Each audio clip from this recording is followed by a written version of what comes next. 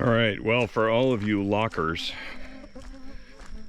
both staff and campers of the Linsly Outdoor Center, 7 years evidently since this place has been closed. And I just found out about this. I was actually looking to see if Jeff and Sue were around, and come to find out that this place has been shuttered since about 2017. So decided to come and take a walk down memory lane. I have to be honest, as I found out about this, it really kind of felt like a punch in the gut. Because the Linsly Outdoor Center was something that was very special. So Jeff and Sue's old house, and we'll take a walk up around there in a little bit. Of course, obviously what's really of interest is the main building, the dining hall, and of course, for those of us that worked at Linsly, we called it home. Remember, many hours mowing that lawn. And time and daylight permitting, we'll be able to actually walk around maybe the adventure course. Sorry if I'm stuttering, just taking all of this in. And it does appear that the front door is open, so assuming we'll be able to actually get inside. This is sad. See this?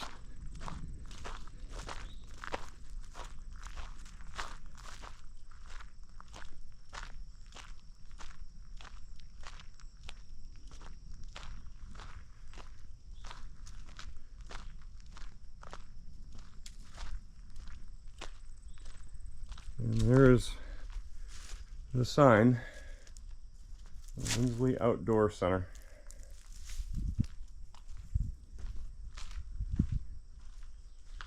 Front door is just propped open. What I'm really curious to see is if there's any,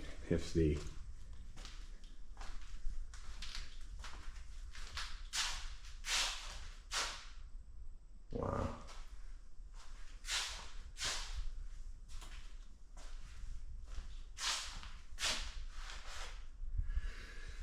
The amazing thing is that this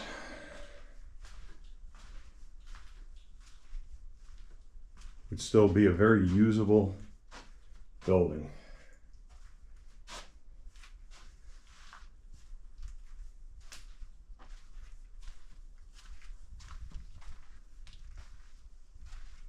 Jeff and Sue's old office.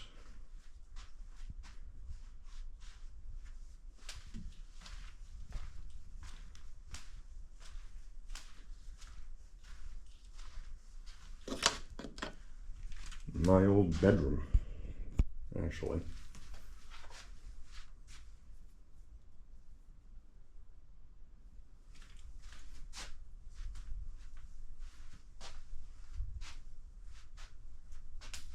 A lot of cobwebs in here.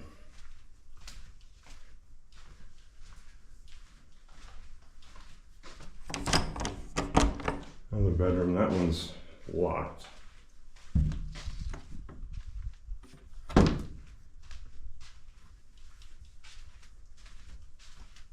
Another bedroom with hangers. Of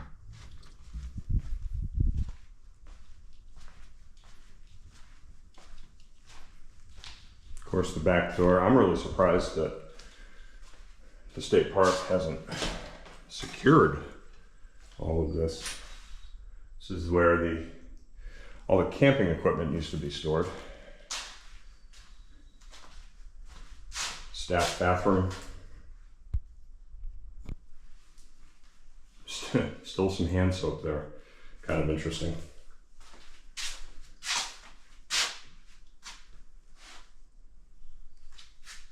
Amazing.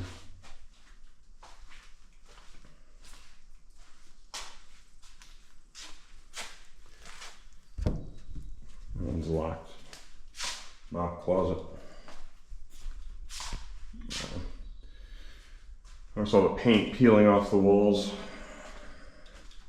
This is really heartbreaking to see this building like this. Cheryl's old office. This used to be originally, back in the day,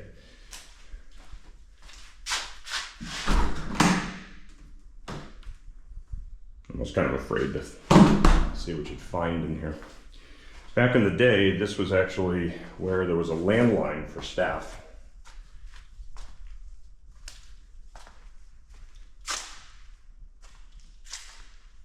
And the kitchen. So the ceiling tiles, as we can see, have all been taken down, and that's actually really nice to see because there was a lot of history on this ceiling. As we would work with the groups that would come in, each group would do a ceiling tile.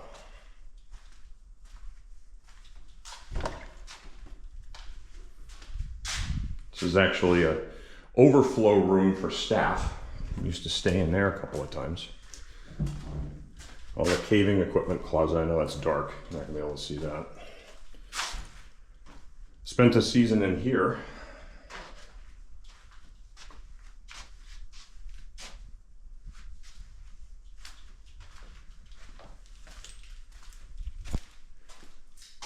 And the staff kitchen, which of course Mr. Wilkie and I spent hours cleaning this countertop and those heating elements.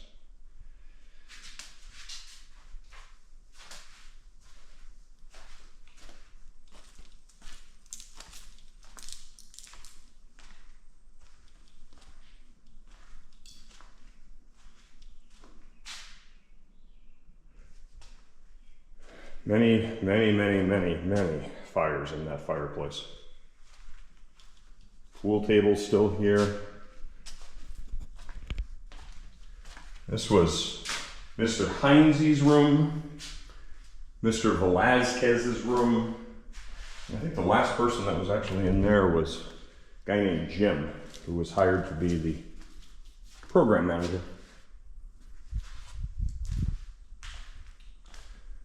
Many, many, many nights sitting in here. It's amazing, still some artifacts and things left over from the school days. The old television sets. Really is a shame. Yeah. And this is actually kind of funny because this in here, this bathroom, this tube that's right here, I actually put that there in about 2001 because that pipe used to rattle up against the concrete wall whenever any of the staff members would use that bathroom. So this is it, all that's left of the Linsly Outdoor Center. This is really, really a shame. This is tragic. What has happened to this facility? Although I will say, the nice thing is that somebody with a little bit of love could still restore and fix this building up.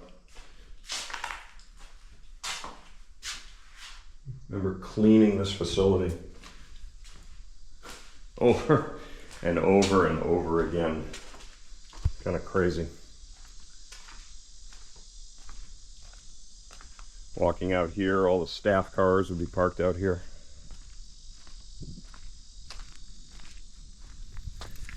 Kind of interesting that there are bullet casings out here. A little bit concerning. Not to worry though.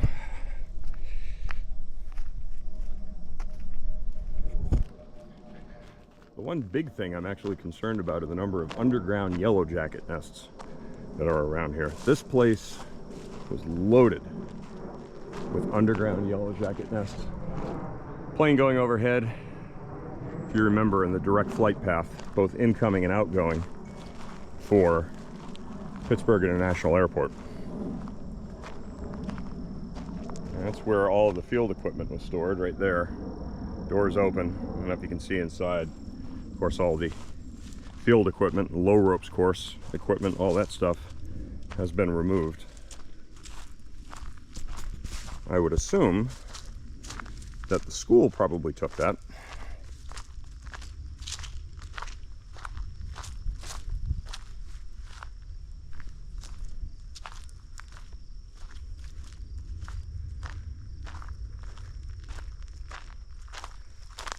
It's kind of amazing to see this. So this was the circle. People would come down from the dining hall in the morning, gather up here, listen to Mr. Hassis tell stories.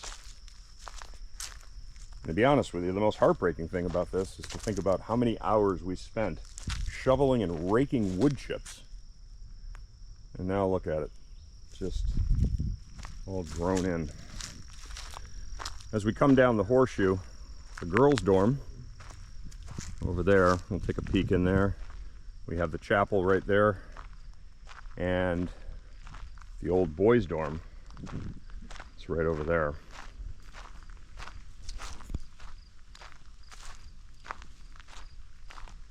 Again, it's kind of amazing what 7 years has done to this place.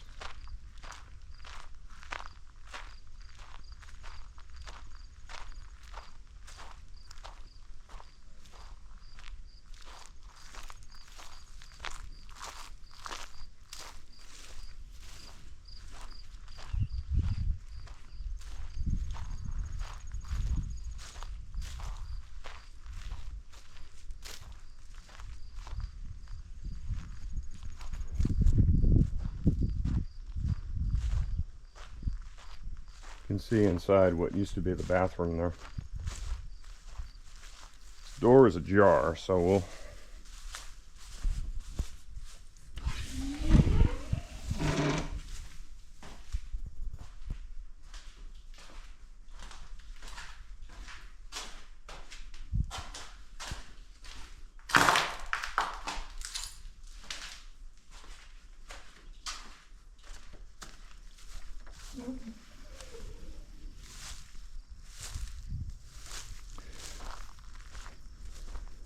So obviously lots of signs of vandalism. Now, interesting, coming up from the Pennsylvania State Route 168 road, there's no signs, no trespassing, anything else like that. So I'm assuming that this is being regularly used or explored by people that are hiking around in the Raccoon Creek State Park. I'm going to come around to the back side of what used to be the girls' dorm. Now, for those of you that remember when the outdoor center was active, we're not going to be able to get inside there. This was just too overgrown, and I'm really too concerned about underground wasp nests in here. The yellow jackets are ferocious, and they tend to be all over the place. I am really surprised that there isn't more vandalism, truthfully, than what you see right here. Given the fact that nothing has been locked, nothing has been secured.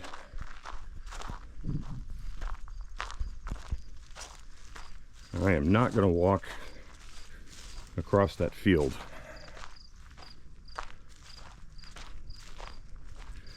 A lot of the windows still intact, which is, again, kind of amazing when you consider that this is really quite well tucked away.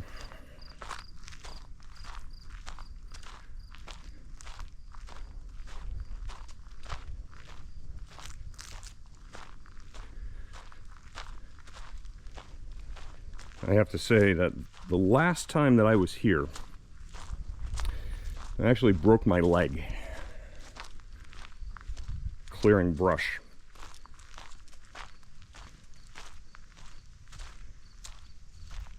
So it does look like the climbing wall, which would have been right over there, looks like a lot of the ropes course elements for liability and safety purposes have been decommissioned, which would make sense, pulling all that down, because I'm sure a lot of people who are just wandering around here would see it, want to climb on it.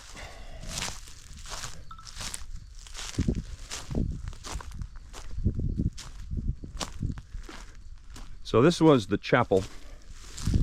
Again, just amazing to look at the overgrowth in this field.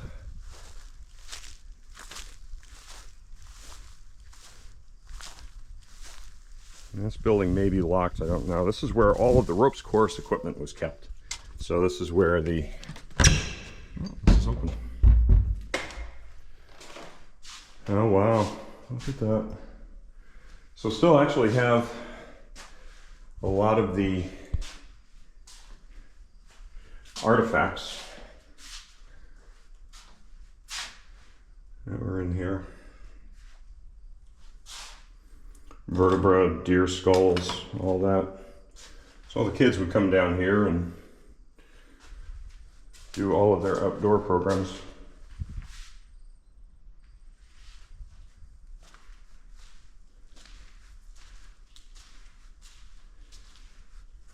One of the areas where we would do a lot of classroom work,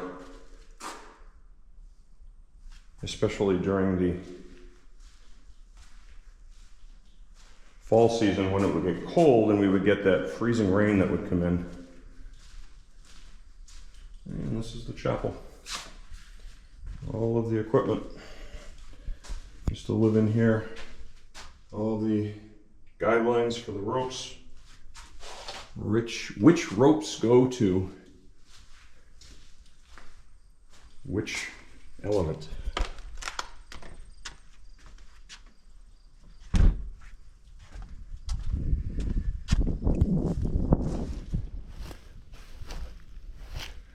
So as I was trying to figure out whether or not the outdoor center was still operational, I did jump onto YouTube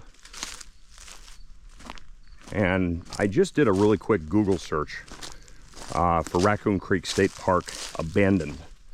And the only thing that I got was about a 25-second video that looks like it was originally posted on TikTok.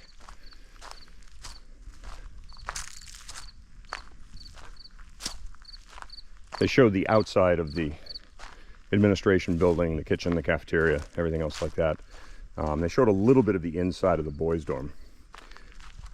So when the kids would come down here, of course for the overnights, sometimes they would have chaperones. It would really depend on which particular group happened to be here. And if they did not have chaperones, then it was up to LOC staff to actually come down here and sleep in this dorm. So many, many nights inside this dorm.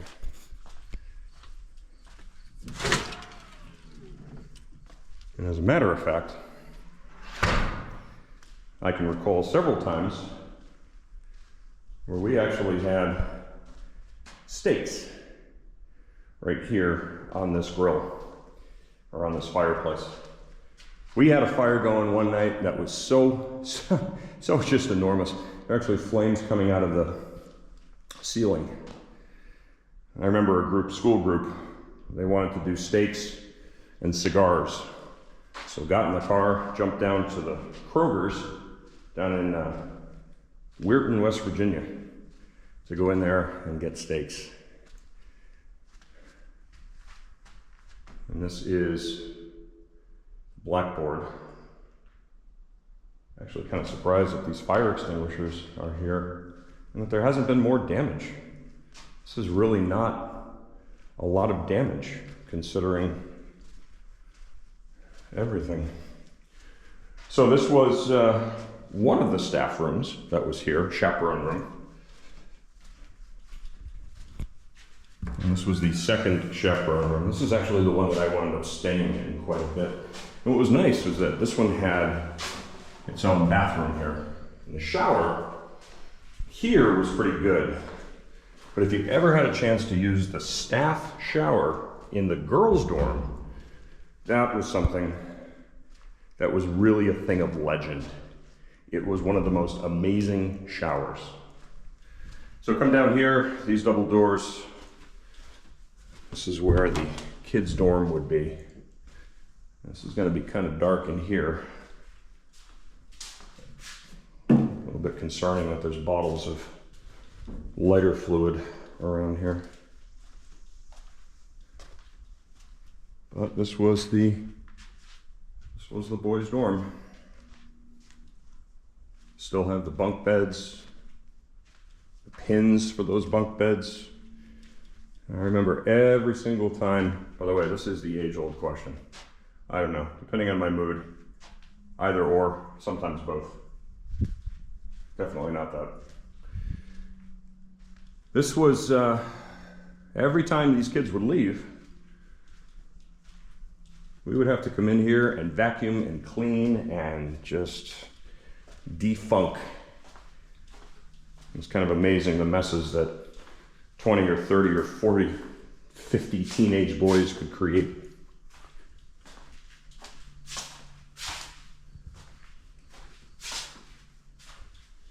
Again, there's always more rope and ropes course materials that were stored inside here. These were always extras that were out there. And then the other wing of the dorm. Again, still in surprisingly good condition. This is impressive. I think the video that was posted on TikTok, which is what I actually saw, was from, I want to say, leftover socks from campers. I think that video was posted in 2022. So given the fact that that was posted in 2022, and it is now 2024, I'm actually really happy to see that there's not a lot of damage to this building. Pittsburgh Steelers, I don't know if you can see that.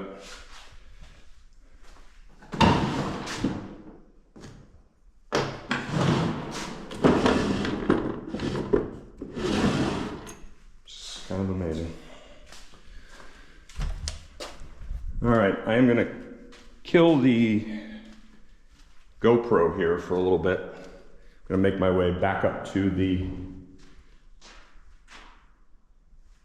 main building, the administration building, and then I'm gonna do a walk over to Jeff and Sue's house, and I'll pick up where we left off right there. All right.